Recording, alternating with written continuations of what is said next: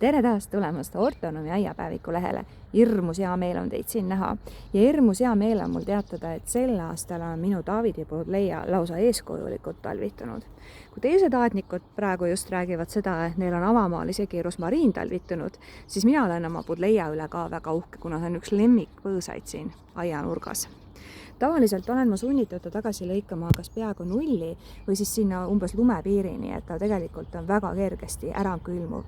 Aga sel aastal see põõsas, mis on peaaegu 2,5 meetri kõrgune, teate, tal on kogu selles ulatuses selliseid lihavaid, elavaid lehepuntraid. Ta on tegelikult väga hästi talvitunud, nii et ma olen siin tegelikult ka väga suures kimbatuses, et kuidas teda tagasi lõigata.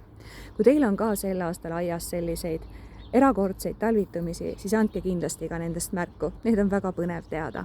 Toretat aiandamist!